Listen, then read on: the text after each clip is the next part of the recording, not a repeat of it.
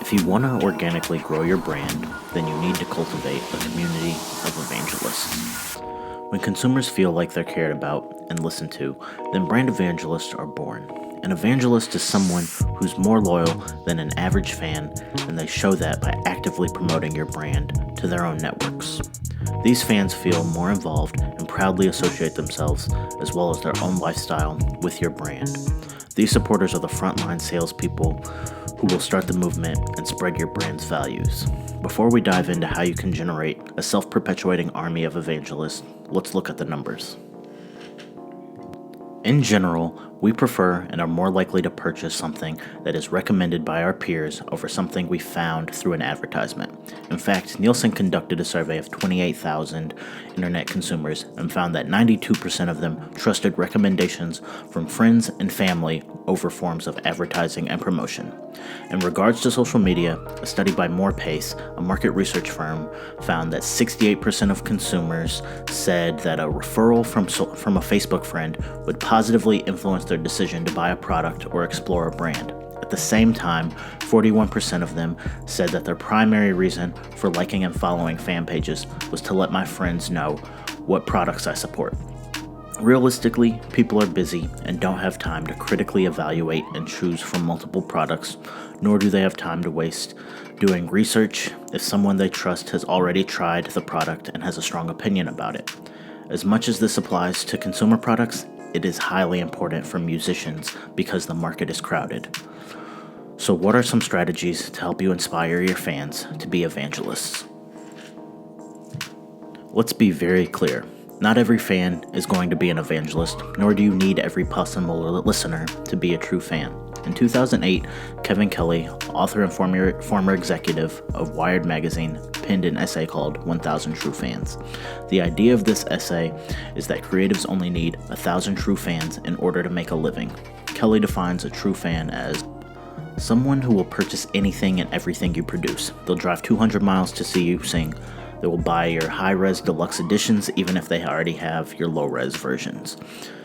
They have a Google alert or notification set for your name. They bookmark the page where your merchandise shows up.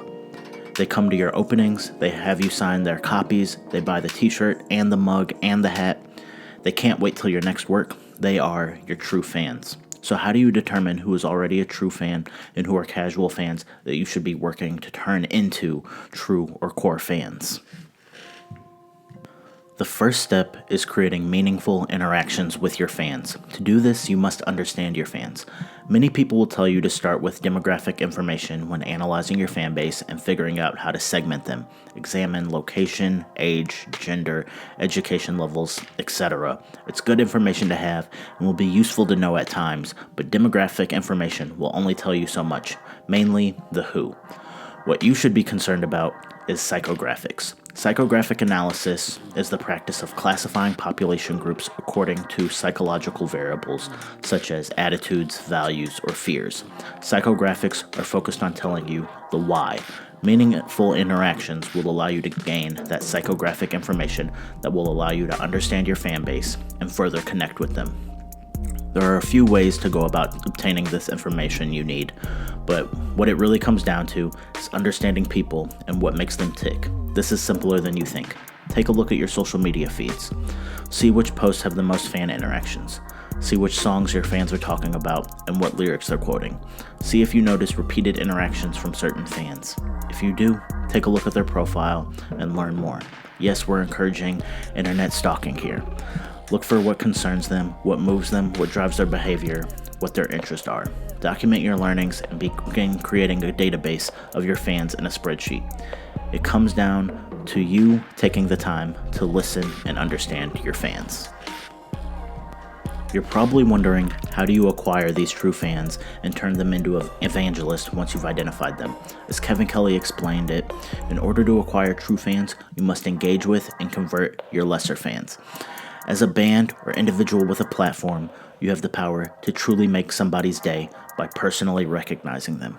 Fans might feel small in their mundane lives, so surprising them with a reply, like, or comment can really make them happy.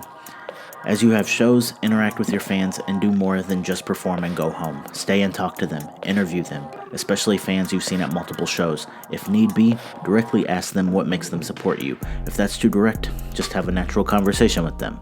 Most fans will offer up the information without much pressing.